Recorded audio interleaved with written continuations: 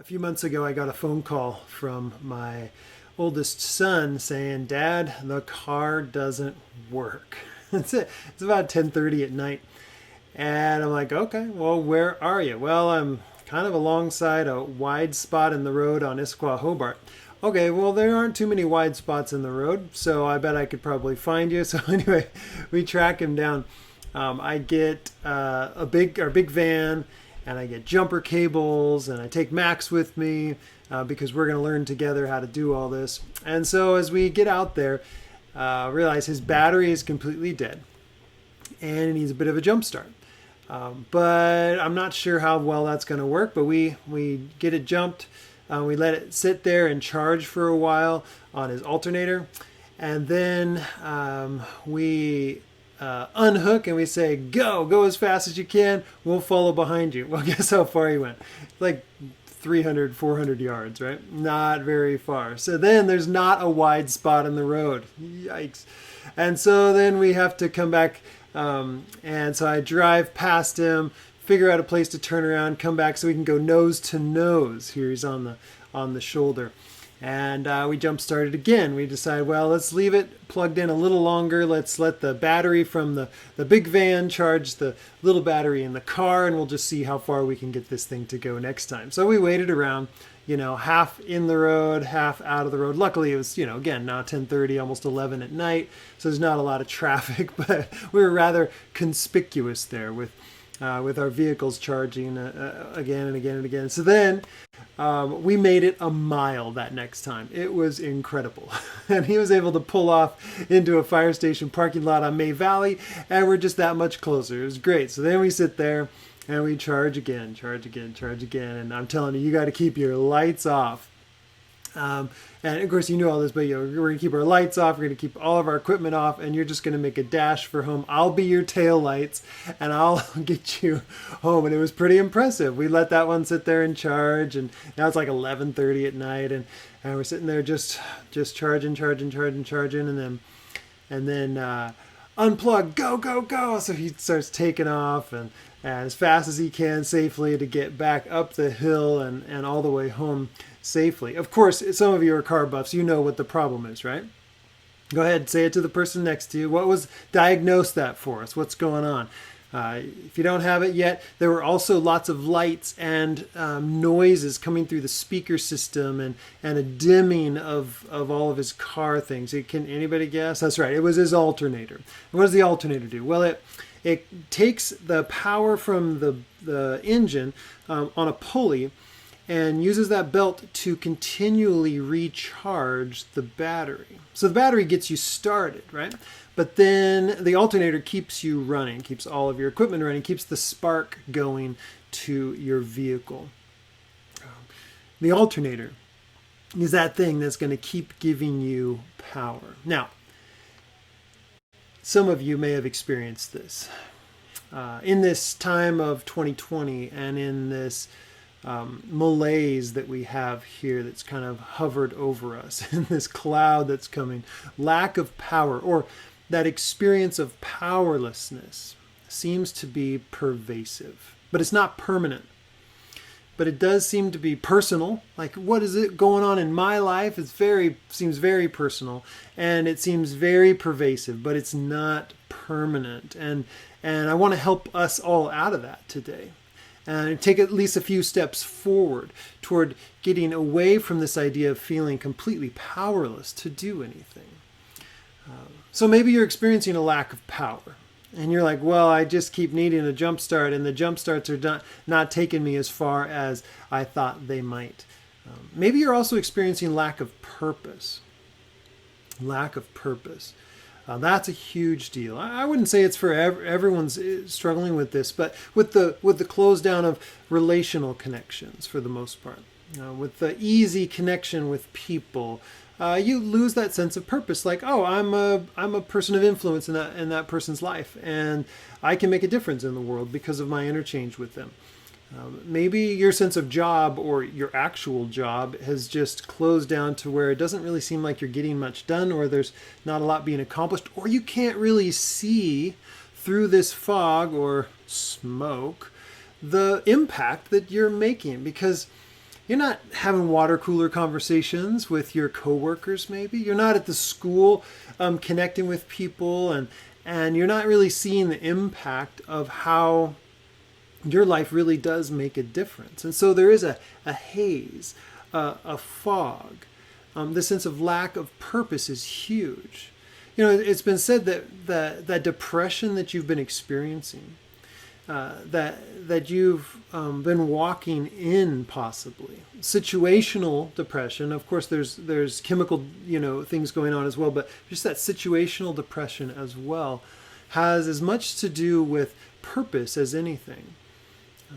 If you think about depression, the opposite of depression isn't happiness; it's lack of purpose. So, what's a person to do? Well, the powerlessness we feel, the lack of power, the purposelessness, the lack of purpose can make this whole season that we're going through like the last couple weeks, where it's just filled with smoke and there's no visibility, and it feels oppressive. It feels like the powerlessness and purposelessness of being in prison. You feel like you're under house arrest. You can't even go outside to get a breath of fresh air. Today in our passage, we're going to be finishing the book of Ephesians. It's a letter from Paul, a prisoner of Christ. He's got something to say. A prisoner of Christ. He in fact, ironically calls himself an ambassador in chains. Ambassadors, aren't they supposed to have like immunity? Can't they travel freely as an ambassador? Yeah, not for Paul. He's an ambassador, meant to bring this message of good news, of the uniting of the people of God, Jew and Gentile, slave and free, this mystery of the gospel. He's supposed to be doing that, and he's in chains. It's interesting. I've learned a lot, and hopefully you have too, from Christians in prison. Paul being one notable one, right? But I've learned a lot from Christians in prison. One of my mentors is Watchman Nee. Now, he died in a Chinese prison many years ago. Now, he spent 20 years in prison for Jesus. And his book, The Normal Christian Life, is pretty amazing. And it actually goes to show you that normal is defined by the company you keep. Normal is defined by the company you keep. And that's a whole nother sermon for a whole nother day. But in this book, he talks about how our lives are like the bread that feeds the masses. Remember when Jesus had the bread, he took the bread and he broke it and he blessed it and he fed the multitudes. And from a follower of Jesus like Watchman Nee, as he struggles in prison, and as he writes letters that are then later formed into a book, he helped me understand this, that Jesus breaks what he takes and he blesses it and then uses it to feed other people. And is that the way you see your life as a Christian? A Christian in prison, imprisoned by this current circumstances, but is that the way you see your life? Jesus, take my life, break it, bless it, use it. Or do we like to skip over the break it part?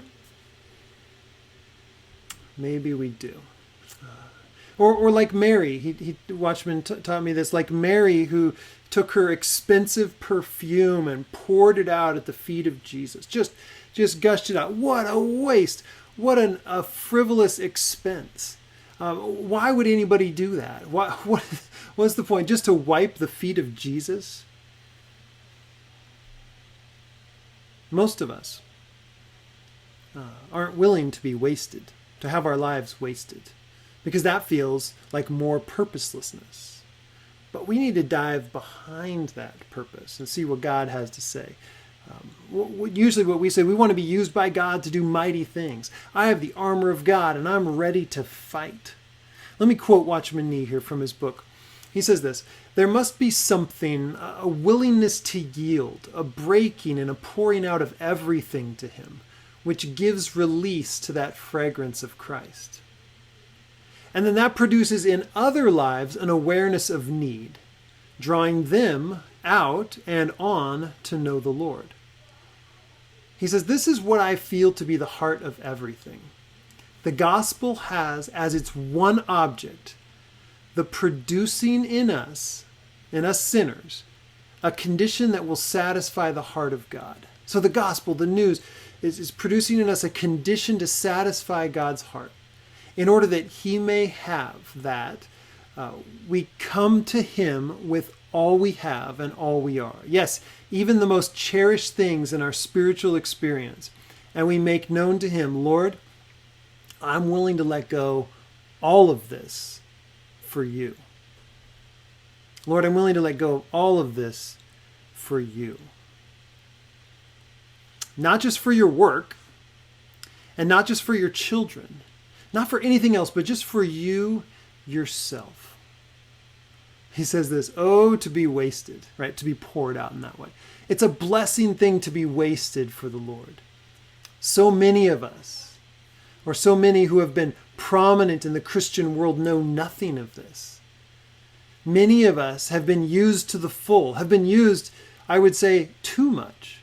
But we don't know what it means to be wasted on God. We like to be always on the go. And the Lord would sometimes prefer to have us in prison. The Lord would sometimes prefer to have us in prison. We think in terms of apostolic journeys, and God dares to put his greatest ambassadors in chains. Dare to be wasted. Well, that seems like, this is more purposelessness, but it's not. This seems like less power, but it's not. An ambassador in chains. Sometimes the Lord would prefer to have us in prison, to get our attention, to get some special time with him. Years ago, I'm not sure if it's current right now, but years ago in the Chinese Christian circles, seminary, that time of intense focus and preparation, prison was considered to be the seminary. And so, have you spent time in prison? Oh, what a young buck. You haven't really figured things out yet. When God wants to get your attention, he'll take you to prison and spend that time with you. Now, coming from an ambassador in chains, coming from Paul, a prisoner for Christ, who's standing looking at the armor of soldiers when he's under house arrest, and he's looking at that and he's saying, oh, you know what power we have? I want to read to you again, Ephesians 6, 10 through 20. And we're going to focus in on the last two verses of that, but I just want to keep that in the context. So he says here, finally be strong in the Lord and in the strength of his might. Put on the whole armor of God that you may be able to stand against the schemes of the devil.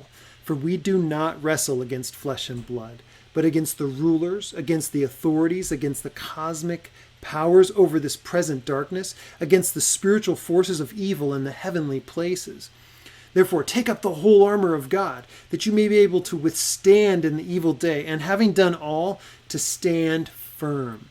Stand therefore, having fastened on the belt of truth, and having put on the breastplate of righteousness, and as shoes for your feet, having put on the readiness given by the gospel of peace. In all circumstances, take up the shield of faith, with which you can extinguish the flaming darts of the evil one, and take the helmet of salvation and the sword of the Spirit, which is the word of God, praying at all times in the Spirit, with all prayer and supplication. To that end, keep alert with all perseverance, making supplication for all the saints, and also for me, that words may be given to me in opening my mouth boldly to proclaim the mystery of the gospel, for which I am an ambassador in chains, that I may declare it boldly as I ought.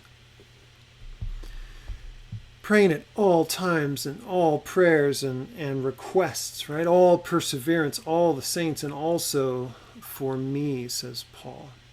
This is what I want you to understand today. Prayer is not an afterthought. Prayer is an every thought. Prayer is not an afterthought. Prayer is an every thought. It's intended to be synchronized with every thought that we have. At all times and in all prayers and all perseverance, all the saints, and also for me, says Paul. So my good friend and prayer partner, Pastor Weston Fouché, is joining us today. And Weston, we've just been thinking about how powerless and purposeless this 2020 malaise is, and Yeah. how God must be okay with letting us stay in this mode, this kind of feels like a prison sometimes, if he could get some time with us. So I would just ask, have you noticed him trying to get your attention more this during this season? Have you noticed those nudges Yeah. or those Yeah, calls? absolutely. Absolutely. I can remember early on, one of the first or second weekend of the quarantine, cleaning out my gutters, because like this is going to be over in 2 weeks. So I'm just going to bide my time, and I'm cleaning my gutters. And I had this moment with God while I was on top of the ladder. And it was one of those wake up moments, like, Weston, I want more of you. Wow. And that's kind of set the pace for the last 5 months. So Yeah, it's for me too. I think even in February, there is this call a little bit deeper, a call to say, I want to be known by you, and I want you to know that I love you, and I'm worth more of your attention and more of your time. And even before all this hit, there was just this sense of purify and go deeper and try to yeah, try to step into that. So yeah, yeah, as we've been teaching, I know you've done some teaching recently on the armor of God, and so you're very familiar with that, and preaching on prayer. We've been trying to imagine, suiting up with the armor of God, and starting to imagine the power of prayer to cut through the fog or the smoke, but that yeah. fog in our own minds that kind of keeps us paralyzed and stuck, Mhm. and the power that could, the kind of the air war that could clear the air so that we could get a word in, right, with people that we're connecting with, and so the fog that's entrapping other people from even being able to experience the gospel. So what are some Yeah, ways that we can bring prayer to the forefront, not just an afterthought, but to the forefront of that battle, now that we're suited up, um, yeah. and instead of that afterthought, which it sometimes is, with all the times in the spirit, and all perseverance, and all prayer and supplication for all the saints. So what are some ways that you've been incorporating that, or that we've done that together? You could even talk about Yeah. what we do. Yeah, absolutely. I think one of the things that has changed for me in the recent past, maybe in the last year, is anticipating when I walk into different environments. Anticipating, like, when I walk into a grocery store. Hey, God, I'm open. I know I'm here to shop for groceries, but if you have an encounter for me today here in the grocery store, would you help me to see it? Would you open my eyes to where you're already at work in this space? Kind of a theology of geography, right? Like that God plants us and takes us places, and in that place, there's already work going on. So for me, it's having a internal sense of anticipation, and then just asking God to show me when I walk into a space, like, where are you at work right now? And that's been really good for me to cultivate that anticipation for what He's doing and where He's at. Yeah, that's really good, because I think we can fall back in that prisoner mindset that there's nothing going on. This is just downtime, or this is just Mm-hmm. a reset. But there's intention that you're talking about. What are some of the practices that you use that maybe you developed over the years? I know you and I like to do prayer walks. We call them warrior walks, which kind of That's fits right. in with this whole armor of I, God thing, where we bring our thoughts before God, and before each other. We confess, whether that's just in conversation with each other, mm-hmm. or we confess to God, and then we pray, and we're trying to just kind of blend all that together. So I know prayer walking Yep, yep. together has been really good, um, Really but good. but yeah, what are some of the other practices? How can we do this kind of bring it to all the time, for all the prayers and all perseverance for all the saints? Yeah, yeah, yeah, yeah. Tell us some of your So practices. one of the things, in order to make that happen for me, I have to have real practical strategies, and so I plan in advance. I have I'm trying to show you. I have a ring with these cards on it, and on the top of the card is the name of a friend. And you're in here, and I have a friend named Gary who I meet with, who's in here, and my wife, my son, my daughter, and underneath their name is a list of the names of people they're trying to reach for the sake of the kingdom. Nice. People that they're confident don't know Jesus, and they're praying and they're trying to reach them, and I'm just partnering in prayer. So the ring of cards actually gets carried around in my pocket, and it's kind of cumbersome, and that's actually a good thing because it makes me think about the fact that it's there. Right. And I just literally, just at random moments, I pull it out and I just read a card and I just pray, and I spend a few minutes praying. And I can do that when I'm mowing the lawn, or when I'm riding my bike, or I'm taking a walk, or I'm washing the dishes, or I'm even just standing here at my desk in my office. This ring helps me to remember and to stay engaged. So that's one thing that I do. I can rattle off a couple more if you're Yeah, interested. yeah, I'd be Yeah, interested. I think what we're trying to get is just how do we move from, oh, that's right, I was supposed to pray, yeah, and oh yeah, at mealtime or whatever, and then we're kind of feel like it's done, but it's not. We're not feeling power. We're not feeling like, right. okay, I'm engaged in God's purposes, and so power and purpose still kind of seem to be Yeah, nowhere. But yeah, reaching lost friends with your friends, so right, saying, God, right. would you win the battle up there so that my friend can get a word in, lift the fog so that my friend, his friends can see the gospel at work, Yeah, right? So exactly. give us some more. What else you got? So I have a bucket in my office of these polished rocks that my brother-in-law gave me a bunch of years ago as a gift, and I frequently will just grab a rock. This one's it's kind of cool. It's fun to look at it. It feels really good in my hand, and I carry it in my pocket. It's another one of those physical reminders, and I assign something to it that I want to pray for. Maybe a specific issue that somebody is facing, or I'm facing, or a habit, a spiritual fruit that I want to see developed. And for a season, I'll carry the rock in my pocket, because then when I hold it, when I reach in for my wallet, my keys, it reminds me, oh yeah, I'm praying about that. And it becomes a part of everyday life. Just this morning, I was getting ready to come in here to the church, and I have this coffee cup. I volunteer at a local school. This fall is 8 years that I've been on this campus volunteering. And my daughter's kindergarten teacher gave me this at the end of the kindergarten year as a thank you gift for volunteering in the classroom. And I use it most days of the week. And this morning I snapped a picture and I texted it to her. And she's on day 3 or 4 trying to teach kindergartners over video. And I Right. snapped a picture of the mug and I sent it to her, and I said, hey, 8 years in, the mug is still going strong. And I hope you are too. And I just told her, you're strong, you're creative, you're smart, and your kids are going to know you love them, and be through that video screen. And I just want you to know I'm praying for you today. It took me like 30 seconds to do that. Yeah. The payoff is her just spirit lifted, and feeling like somebody's cheering her on, and she's not alone in this crazy online schooling. What's the strategy? I have things in my life that remind me of people, and when they do, I just take a moment to pray and to talk to God about them. And then I try to tell them that I did so, just as a simple encouragement to them that they're not alone. Yeah, and I think the spirit do that to you often? I know sometimes I'll call you or text you, and you're Hmm. like, dude, why did you just think of me now? This was a moment that I needed my brother. Right? That's And I right. was like, I don't know. The spirit just prompted me to say, hey, Weston, I'm praying for you Yeah, right now. What's going on? Right. And those that's right. those things, I'm getting teary. Because I know. God I uses know. that with power, He right? In does. both of our Yeah, lives. But I know that as we're praying, or as we're just going through everyday life, and our reminders that we bring with us, or even just the spirit is that's saying, right.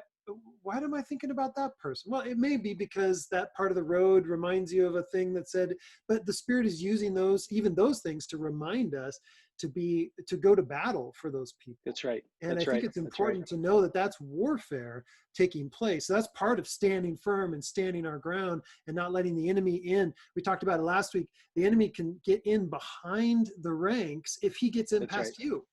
That's And right. so I need to hold my ground with you and help you stand firm, like you did with that mug, and sending that text of encouragement. We need to stand firm together so the enemy doesn't get behind us and attack us That's in the right. back. We're supposed to be together forward. And So and that's one of the keys to that, Aaron, is when we sense the prompt of the Spirit to do that, that we say yes in that moment. yeah. That we don't ignore the prompt because we're too busy, because something else in front of us has got our attention. That when the Spirit speaks in that way, that we like, oh, I'm listening. Like, okay, okay, I'm going to do that. And we respond to it. And I'm really convinced that the more we respond to it, the more God continues to give us those prompts through his Spirit. Oh yeah. Um, I was just right? talking to somebody a couple days ago. I was like, I don't think God is as quiet as we blame him for being. I just think he doesn't talk about the things we want to talk about. Or he's not, he's not getting on board with everything we're thinking, but he wants to put a thought in. He wants to get us engaged. Mhm. And so then go forward and actually do something about it. Yeah, because, oh, I was thinking about you. Though that's one thing, but Right? do battle, Right? and Yeah, that it absolutely. works. I think that's what's so mysterious. I've never been as convinced as I am now that prayer is actually something that works, It that it does. does warfare in the heavenlies against the true enemies, not Hmm. against the people. The people around us aren't our enemies. We're supposed to love our neighbors, but pray for the blindedness that takes place and the fog that people live in, so they can Hmm. hear the gospel too. So, Yeah, yeah. Any other exactly. practices that you use or that you want to share with us? Yeah, I was just thinking about the fact that I have a penchant for having lots of words, and one of the things that I've tried hard over the years to do is to be actually a better listener Hmm. in my prayer life. And so one of the things that I do when I pray is I try to create a pause, like, hey Lord, what do you want to say? Like, not just bringing my list of stuff. Even when I'm praying for somebody that I really care about in there, I like, even in the middle of all that, being able to listen. And so I'm trying to learn this practice of creating a pause. I told my son, I don't know, a couple of years ago, we were having a conversation about friendship, and I said that one of the ways he could demonstrate love to his friends that would be radical as a teenager is to be an active listener, to stop thinking about what he wanted to say next and actually listen to his friends. And then when he heard what they said, to ask a follow-up question that might take that conversation to a different level. And I thought about what I said to him, and I thought to myself, what would that look like if I did that with God? If I were an active listener and listening for God, and then I asked follow-up questions of the Lord about, what do you mean by that? What do you want me to do with that? Hmm. So one of my practices is it's been hard, but it's been good for me, is to create this pause effect in my prayer life where I'm actually listening and not just talking. So good. That actually is something that I've been processing too, and trying to put words to what it is that I do, because sometimes the God will interact with us, say, "Hey, I don't want you to do that," and you're like, Hmm. I've done it before and you were always cool with it. So, or rationalize it in some way. And instead of just rolling past that to say, that's probably not God, to actually just say, is there something you want me to do about that? Right. Or this is tough when you're praying and you get some impure thought, some rage fantasy, or Hmm. some lust or whatever, and we're just like, no, no, no, no, you don't belong in here. I think God just is asking us to say, do you want to talk? Can we talk about that? Right. Can we talk Yeah. about that thing? And so a pause to say, okay, maybe we should talk about that. And maybe there is an action item in here, and maybe I should move forward is pretty powerful and It pretty is awesome. powerful. Absolutely. Yeah. Absolutely. One of the other things that I do, it's been a big practice of mine for a long time, is it's just praying scripture, like Mm. being in the word every day, and then just asking God, would you teach me how to pray using your word? That I would take whatever I'm reading and somehow in my prayer time reflect that back to him. And it's been one of my strategies as well. It helps me to carry his word through the day. That my Bible reading doesn't just compartmentalize in that moment that I sat down to read it, but it gets taken with me as I go. And part of the way that works for me is I just simply say, God, would you help me to pray this scripture in a way that honors you and that illuminates it to me. And then I find through the day while I'm going that I'm remembering that scripture passage that I read about, simply because I interacted with God about it in my prayer life. Yeah, that's really good.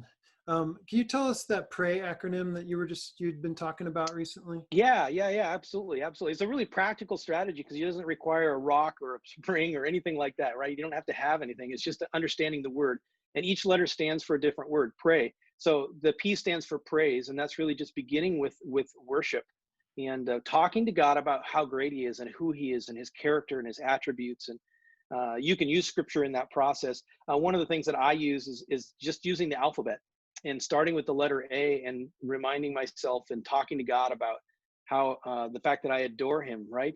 That he's beautiful, that he's my creator, and I just use those letters to help me think of those words and then praying them back. So praise starts with praise, right? It puts myself in a posture of worship, and he's God and I'm not, that kind of thing. R stands for repent, and that's that idea that I would come to the Lord, and it's kind of what you were referring right there, like when we have those moments where like, hey, like I don't want that in my life, and God says in a pause moment, hey, I'd love to talk to you about why that wants to be in your life. And No, so that is. repent is that moment to, we talk about confession, and confession is great. That's really about truth telling. Yep. That I'm going to be truthful about the things that I'm thinking and the attitudes I've carried or the actions that I've taken that are contrary to God's design. Yeah. but really following God is not about confession only. It's about this next step, which is Yeah. repentance, where I forsake, right? I forsake the old way and I step into the new way. So praise, repentance, and then A stands for ask. I love this passage in Ephesians 6 where he says here to pray in the Spirit on all occasions, all kinds of prayers and requests. God's expecting us to bring requests, so He wants us to bring them. And so I do. I bring my requests and your requests and other people in my life, and I just talk to Him about those things, trusting that He's going to be moved by the things that I bring to Him. And then the Y stands for yield, and that's just simply where at the end I'm surrendering again. God, I'm yours, and I'm all in for what you want to do in my life and what you want to do in this moment. And I was telling our church recently when I preached on this that yield moment for me, sometimes that's like every 5 minutes. Okay, God, for the next 5 minutes, I just want to walk with you. For the next 10 minutes, I just want to walk with you, because some days I'm just distracted and I want to wander away. And other times it's really just a recommitment of in my own spirit going, yeah, I'm all in for Him. And so I want to step into that yield moment and really experience the power that He gives when we do that. Yeah, that's awesome. We talked about this. This last part of the passage says, after all supplication and all prayers and all the time and all that, it says also pray for me that words may be given me. Right. So Paul is saying, I don't always have the words or the right words. And then he says that they be given to me in opening my mouth boldly, or as a freedom of speech. So not tongue-tied, but a bold proclamation of the mystery of the gospel. The mystery is that Christ is Lord of all, of both Jew and Gentile, of one people. And he says that's the reason he's an ambassador in chains. So that he may declare it boldly as he ought to. And I know for you and I, we're not usually tongue-tied. That's not usually our problem, is it, Weston? No, not at all. Not at all. Press play and we're off. But we can still, sometimes we'll run ahead of the Spirit. That's right.